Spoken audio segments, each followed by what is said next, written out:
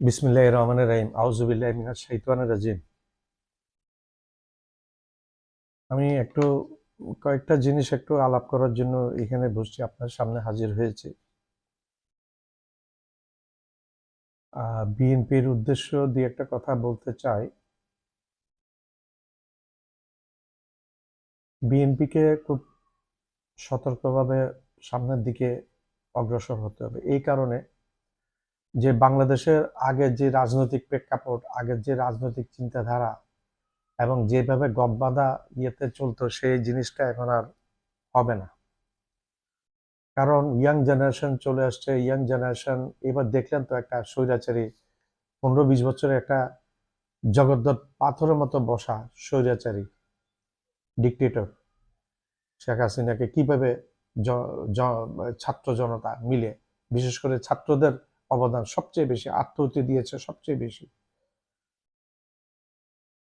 মিলে কিভাবে ডাস্টবিনে নিক্ষেপ করলো। 45 মিনিটের নোটিশে চলে যেতে হয়েছে। গর্ব করে বলতেন, ওনার কাছে শুধু 3টা শব্দ ছিল: আমি, আমার এবং আমার বাবার।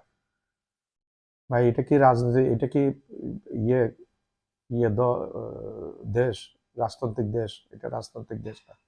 আমরা ভুলে গেলে চলবে না।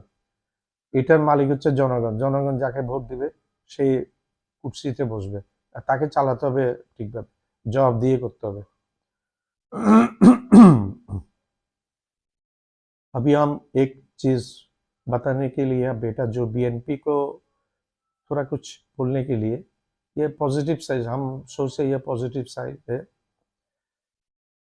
हमारा। जैसे पहले जो पॉलिटिक्स था, ढंग था पॉलिटिक्स का, चाल चलन था, अभी वैसा नहीं है, बदल चुका पूरा। क्यों? ये साल है 2024, ये बरस। तो यंग जनरेशन, यंग स्टूडेंट जो है, इन लोगों का सोचने का ढंग, ये पॉलिटिकल लीडर को मस्ट समझने चाहिए। बीएनपी के लीडर आमिर खुसरो जी, हम उनको बहुत श्रद्धा रेस्पेक्ट करता। एक बात बोला उन्होंने कुछ दिन पहले, जो बीएनपी को सोचने होगा, अभी स्टूडेंट क्या बोल रहा, आम जनता क्या बोल रहा, और नहीं तो हालत ऐसे होगा, आवामी लीग से भी खतरनाक होगा हालत।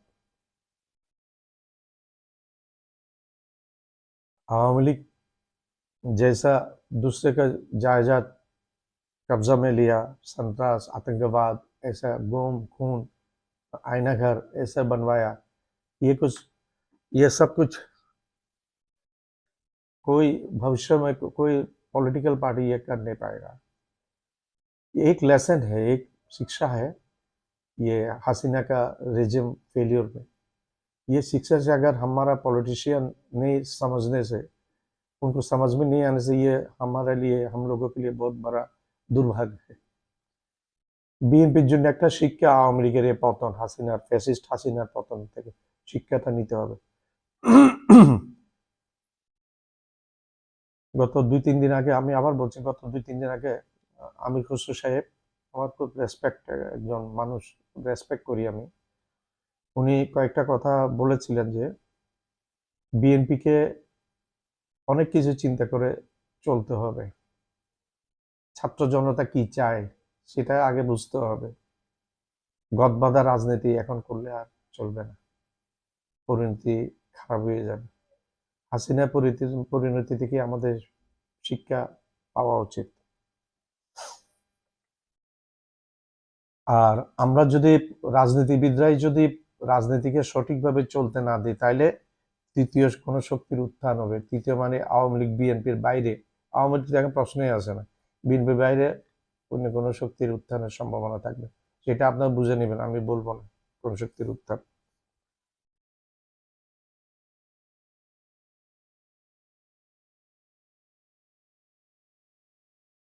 তিনটা শব্দ ছিল। हसीना को 3 लफ्ज है, उनका होठों पे 3 लफ्ज: हम, हमारा और मेरा पिता, मेरा बाप। अरे यार, तुम्हारा बाप ठीक है, ये यहाँ का प्रधानमंत्री था, यहाँ का प्रेसिडेंट था, ये मुल्क तुम्हारा बाप का एक आदमी का नहीं है। ये हम इतना आम जनता के सबका बांग्लादेश है। ये सोचने चाहिए ये कोई एक রাজতান্ত্রিক মুলুক নয়। এটা কোনো একটা রাজতান্ত্রিক শাসন ব্যবস্থা এখানে চলবে না। এটা প্রজাতন্ত্রী বাংলাদেশ, সংবিধানে লেখা আছে স্পষ্ট, গণপ্রজাতন্ত্রী বাংলাদেশ, সবার জন্য সমান অধিকার। ভোটে নিরপেক্ষভাবে ভোটে আসবেন, जनगण जाके वोट दे सी হবে। न्यूट्रली चुना होगा, उसमें आप लोग आएगा। जनगण जिसको चुनाएगा, जिसको सिलेक्ट करके वही आएगा। और मियाद जो 5 साल 5 बरस बाद में नॉर्मली রিজাইন करने होगा। 5 বছর পরে স্বাভাবিকভাবে রিজাইন করতে হবে। এটা হচ্ছে নিয়ম গণতান্ত্রিক। আজকে যদি আমরা আমরা রাজনীতিবিদরা যারা আমরা যারাই ক্ষমতায় আসে তারা আমরা ক্ষমতা লোভী হয়ে যাই এই দেশে। বুঝলাম না এই দেশের একটা কি একটা রোগ রাজনীতিবিদদের।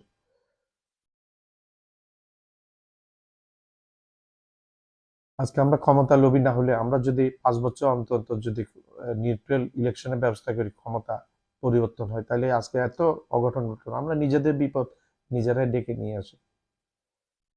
আমরা নিজেদের বিপদ নিজেরাই ডেকে নিয়ে আসি। আমরা রাজনীতিবিদরা নানা কথা বলে আমরা ভোট নিয়ে তখন আমরা আবার শুরু করি স্বৈরাচার।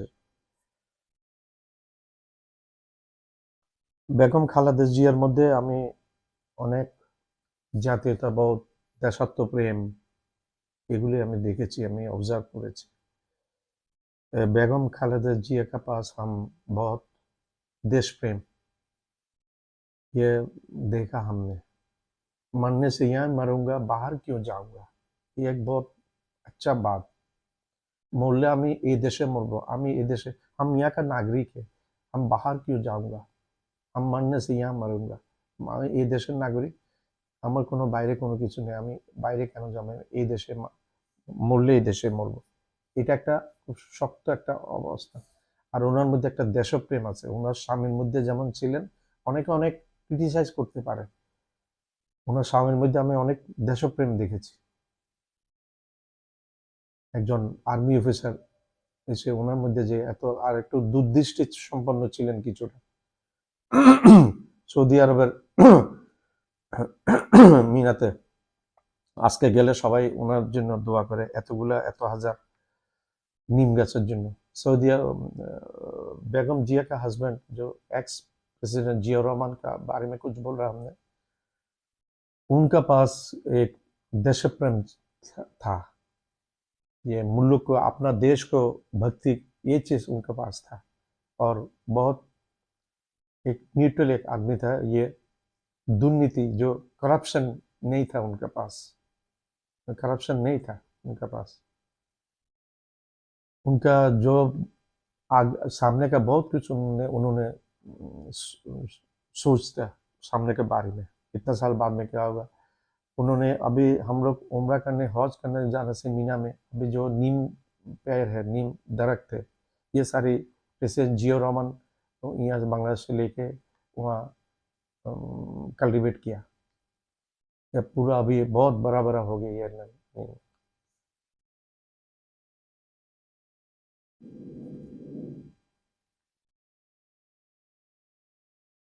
তো ধন্যবাদ।